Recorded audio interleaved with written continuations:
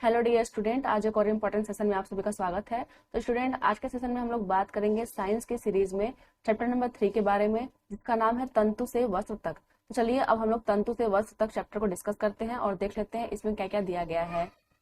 सबसे पहले हम लोग थ्योरी को पढ़ लेते हैं। यहाँ पे दिया गया है कुछ वस्त्र जैसे सूती, जूट, रेशमी तथा ऊनी के तंतु पादपों तथा जंतुओं से प्राप्त होते हैं, इन्हें प्राकृतिक तंतु कहते हैं। तो देखिए, जो प्राकृतिक वाली चीजें होती हैं, जो हमें प्रकृति से प्राप्त होती है, उसे हम लोग प्राकृतिक तंतु कहते हैं। और प्रकृति में क्या क्या होते हैं? पौधे और जंतु होते हैं।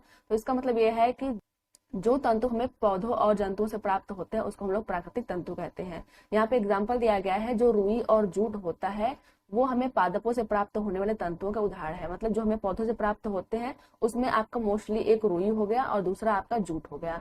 आगे दिया गया है कि ऊन तथा रेशम, जो ऊन होता है वो और रेशम जो होता है वो दोनों हमें जंतुओं से प्राप्त होते हैं। तो यहाँ पे दिया गया है जो ऊन होता है वो हमें कहाँ कहाँ से प्राप्त होता है? तो ये हमें भेड़ अथवा बकरी से प्राप्त होती है। तो जो ऊन होता है वो हमें भेड़ और बकरी से प्राप्त होता है। आगे दिया गया है इसे हम लोग खरगोश से, याक से, ऊंटों के बालों से भी प्राप्त करते हैं। दिया गया है रेशमी तंतु रेशम कीट कोकून से खींचा जाता है। तो देखिए, जो रेशम होता है वो रेशम के कीट से प्राप्त होता है और रेशम के कीट के कोकून अवस्था जो होती है उससे ये खींचते हैं हम लोग। क्योंकि देखिए, जो रेशम कीट होता है जब वो अपना लाइफ साइकिल पूरा करता है तो उसके लाइफ साइकिल में कई स्टेजेस होते हैं। किसी स्टेज को हम लोग लार्वा स्टेज बोलते हैं, किसी को हम लोग प्यूपा स्टेज बोलते हैं, किसी को हम लोग कोकून स्टेज बोलते हैं। तो जब रेशम का कीट अपने कोकून अवस्था में होता है तब हम लोग उससे रेशम प्राप्त करते हैं। आगे देख लेते हैं। आगे दिया गया है कि जो हम लोग के पूर्वज थे वो क्या करते थे? केवल प्राकृतिक तंतुओं का यूज करते थे। अब हम लोग क्या कर रहे हैं? रासायनिक पदार्थों की सहायता से कृत्रिम तंतुओं को बना रहे हैं, जिसको हम लोग बोलते हैं संश्लिष्ट तंतु। संश्लिष्ट तंतु के अगर एग्जाम्पल की बात करें तो उसमें पॉलिस्टर हो गया, नायलॉन हो गया और एक्रिलिक हो गया।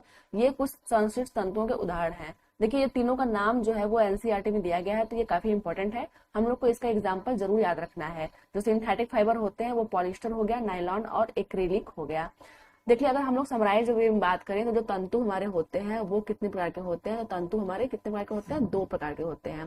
पहला हमारा हो गया प्राकृतिक तंतु, जो हमें प्रकृति से प्राप्त होती है, और दूसरा हो गया कृत्रिम, जिसको हम लोग बोलते हैं संश्लेषित तंतु। संश्लेषित तंतु।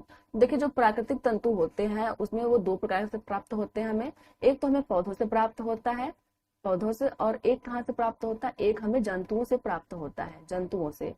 और जो संश्लेषित तंतु होते हैं वो हम क्या करते हैं? केमिकल्स की सहायता से बनाते हैं इसको। तो जो अगर पौधों से बात करें तो जो पौधे होते हैं उससे हम लोग कपास प्राप्त करते हैं। कपास जो होता है वो पौधा एक है, और दूसरा आपका जो जूट होता है वो भी एक पौधा के अंतर्गत आता है। तो जो आपके फाइबर होते हैं वो एक आपका कपास हो गया और एक जूट से प्राप्त होने वाला फाइबर हो गया। अगला हमारा है जंतु। तो हम लोगों ने पहला जंतु भेड़ के बारे में पढ़ा था। जो भेड़ होते हैं उससे भी हमें ऊन प्राप्त होता है। एक आपकी बकरी हो गई। देखिए, जो बकरी होती है ना उसके भी बालों से हमें तंतु प्राप्त होते हैं, उससे भी हमें फाइबर प्राप्त होते हैं।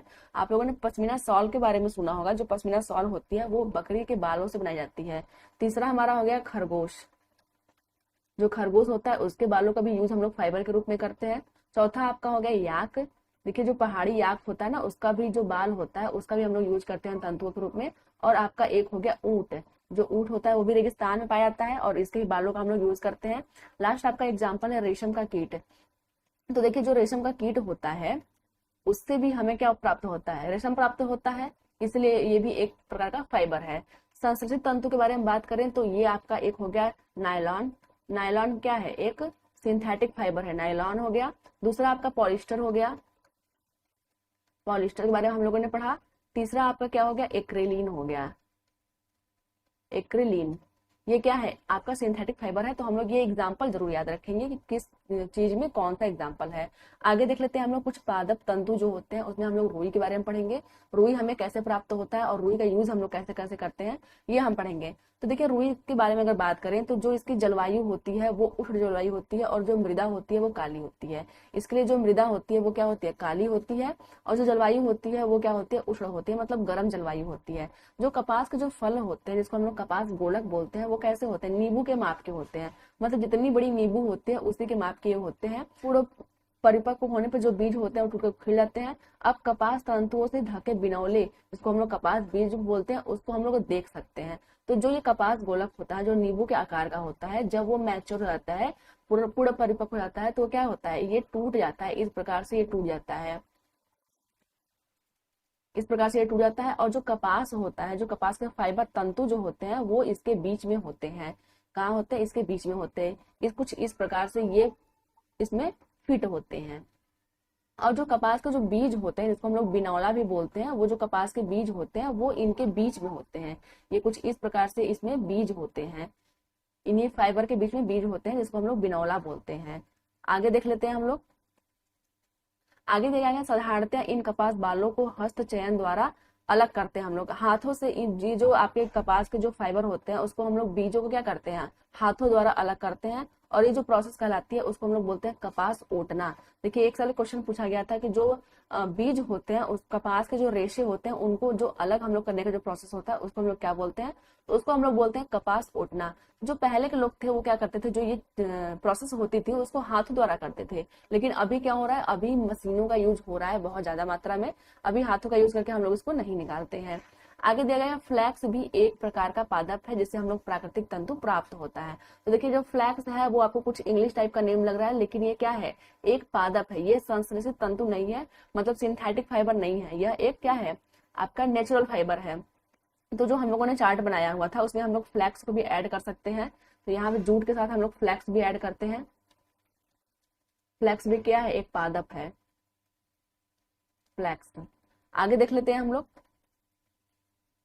आगे दिया है, कपास से वस्त्र बनाने की जो प्रक्रिया होती है उसको दिया गया है। तो देखिए, जो कपास गोलक होता है, जो कि नींबू के आकार का होता है, उससे जब हम लोग बीज को अलग करते हैं, तो जो प्रोसेस होती है उसको हम लोग ओटना बोलते हैं। बीज अलग करने के बाद जो रेसे बनते हैं, जो रेसे बचते हैं, उसको हम लोग कताई प्रोसेस द्वारा धागा बना लेते हैं। जो कताई होती है उसके बाद धागा बन जाता है। जो धागा होता है, या तो हम लोग उसकी बुनाई करते हैं, या फिर हम लोग उसको बांध बांध कर क्या करते हैं, वस्त्र बनाते हैं। तो ये प्रोसेस हो गया आपका कपास से वस्त्र बनने की जो प्रोसेस होती है वो।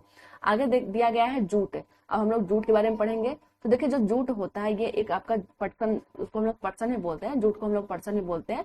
पटसन का पादप दिया गया है। यहाँ दिया गया है कि जो जूट होता है, ये इसके तने से प्राप्त होता है। जो ये तना है, उसी से हम लोग जूट प्राप्त करते हैं। और जो भारत में क्या होता है, जो जूट की खेती होती है वो आपकी वर्षा ऋतु में होती है। और जो मेन जो आपके स्टेट है वो आपका क्या हो गया, पश्चिम बंगाल हो गया, बिहार हो गया और असम हो गया। सबसे अधिक जूट जो होती है ना, वो पश्चिम बंगाल में उगाई जाती है।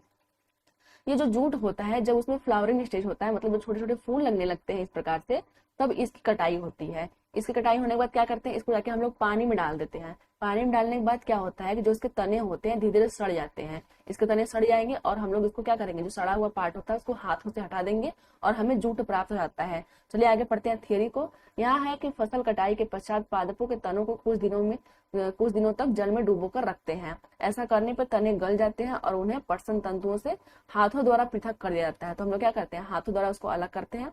आगे देखा है, वस्त्र बनाने से पहले इन सभी तंतुओं को तागों में परिवर्तित करते हैं। तो देखिए, जो वस्त्र होते हैं वो तागों से ही, धागों से ही बनते हैं। तो हम लोग जब भी कुछ करेंगे तो सबसे पहले हम लोग क्या करेंगे, जो फाइबर हमारे हैं उनको हम लोग धागों में परिवर्तित करेंगे।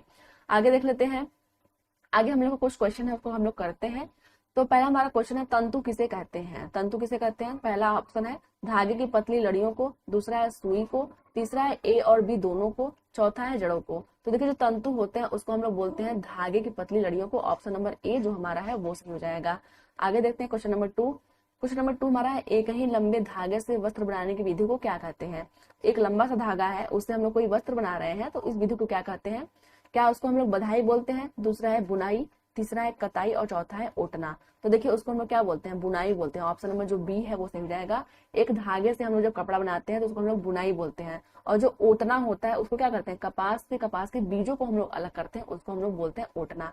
बाकी जो कताई है, कताई में क्या होता है, जो धागे के जो फाइबर होते हैं, जो आपके कपास के जो फाइबर होते हैं, उससे हम लोग धागा जब बनाते हैं तो उसको हम लोग बोलते हैं कताई। आगे देख लेते हैं। तीसरा हमारा क्वेश्चन है, कपास के पौधों को उगाने के लिए उचित मृदा कैसी होनी चाहिए। तो हम लोगों ने मृदा के बारे में पढ़ा था कि जो मृदा होनी चाहिए वो काली मृदा होनी चाहिए। ऑप्शन नंबर जो बी हमारे है वो सही हो जाएगा। आगे देख लेते हैं। आगे हमारा है, तंतुओं से क्या बनता है। जो तंतु होते हैं उनसे क्या बनता है। ऑप्शन नंबर पहला हमारा है वस्त्र बनता है, दूसरा है धागा बनता है, तीसरा हमारा है कपड़ा बनता है, और चौथा है कि उपरोक्त तो सभी बनते हैं। तो देखिए जो तंतु होते हैं, जो फाइबर होते हैं, फाइबर से हम लोग क्या बनाते हैं, फाइबर से हम लोग धागा बनाते हैं। धागा बनने के बाद हम लोग कपड़ा बनाते हैं, फिर कपड़ा बनने के बाद हम लोग उससे वस्त्र बनाते हैं। तो क्वेश्चन नंबर 4 का ऑप्शन नंबर जो बी है वो सही हो जाएगा। अगला क्वेश्चन हमारा है निम्नलिखित में से क्या बनाने में रुई का उपयोग नहीं होता है। पहला हमारा है बत्तियां बनाने में। देखिए बत्ती बनाने में जो हम लोग यूज करते हैं उसमें हम लोग रुई का ही यूज करते हैं, तो ये तो आपका सही है। दूसरा रजाइयां बनाने में, तो रजाई में भी हम लोग रुई जो है भरवाते हैं, तो वो भी क्या है, रुई का यूज हुआ। तीसरा हमारा है बोरियां बनाने में, और चौथा है तकिया बनाने में। तो तकिए में भी रुई का यूज होता है, लेकिन जो बोरी होती है, बोरी को बनाने में रुई का यूज नहीं होता है। जो ऑप्शन नंबर सी है वो सही हो जाएगा। जो बोरियां होती है तो प्लास्टिक की बनी होती है या फिर जूट से बनी होती है। तो क्वेश्चन नंबर 5 का ऑप्शन नंबर सी सही है। आगे है प्रसन तंतुओं को तने से कैसे अलग करते हैं। पहला ऑप्शन है डंडे से पीटकर, दूसरा है पशुओं को घुमाने से, तीसरा है तने को जल में गलाकर हाथों द्वारा, और चौथा है मशीनों द्वारा। तो देखिए जो पर्सन होते हैं उनको हम लोग तने को कैसे अलग करते हैं, हम लोग क्या देखे थे, हम लोग उसको पानी में भिगो दिए थे। तो तने को जल में गलाकर हाथों द्वारा, ऑप्शन में जो सी हमारा है वो सही हो जाएगा। आगे हमारा है सबसे लंबा प्राकृतिक तंतु कौन सा है। तो पहला ऑप्शन है रुई, दूसरा है ऊन, तीसरा है रेशम का धागा, और चौथा है षण। तो देखिए जो सबसे लंबा प्राकृतिक तंतु होता है वो होता है आपका रेशम का धागा, ऑप्शन नंबर जो सी हमारा है वो सही हो जाएगा। आगे देखते हैं क्वेश्चन नंबर 8 हमारा है संश्लिष्ट तंतु का उदाहरण है। ऐसा कौन सा तंतु है जो कि सिंथेटिक है, जिसको हम लोग कृत्रिम रूप से बनाए हुए हैं। तो पहला हमारा है रेशम। तो देखिए जो रेशम होता है वो रेशम के कीट से प्राप्त होता है। दूसरा हमारा है ऊन। तो जो ऊन होता है वो किससे प्राप्त होता है, हम लोगों ने क्या पढ़ा था, भेड़ पढ़ा था, बकरी, खरगोश पढ़ा था, याक पढ़ा था, और ऊंट के बारे में पढ़ा था। तीसरा आपका है कपास। तो देखिए जो कपास होता है वो कपास के पौधे से प्राप्त होता है। चौथा हमारा है पॉलिस्टर। तो जो पॉलिस्टर है वो एक सिंथेटिक फाइबर है, ऑप्शन में जो डी हमारा है वो सही हो जाएगा। आगे देखते हैं, आगे हमारा है कपास का पौधा किस प्रकार की जलवायु में उगाया जाता है। तो इसके लिए जलवायु कैसे चाहिए, तो हम लोगों ने पढ़ा था जो कपास का पौधा होता है वो उष्ण जलवायु में होता है। तो ऑप्शन नंबर जो बी हमारा है वो सही हो जाएगा। जो गर्म जलवायु होती है वो कपास के लिए यूजफुल होता है। अगला हमारा है निम्नलिखित में से कौन सा संश्लिष्ट तंतु नहीं है। इनमें से कौन सा है जो संश्लिष्ट तंतु नहीं है। पहला हमारा है फ्लैक्स, दूसरा है पॉलिस्टर, तीसरा है नायलॉन, और चौथा है एक्रेलिक। तो देखिए ये तीनों एग्जाम्पल हम लोगों ने किसमें पढ़े थे, सिंथेटिक फाइबर के अंतर्गत पढ़े थे। और हमने पढ़ा था जो फ्लैक्स होता है वो क्या है, नेचुरल फाइबर है, मतलब प्राकृतिक तंतु है, ये एक प्रकार का पौधा है। तो फ्रेंड्स ये तो थी आज की वीडियो। आज की वीडियो कैसी लगी जरूर बताइएगा। मिलते हैं फिर किसी वीडियो में, तब तक के लिए धन्यवाद।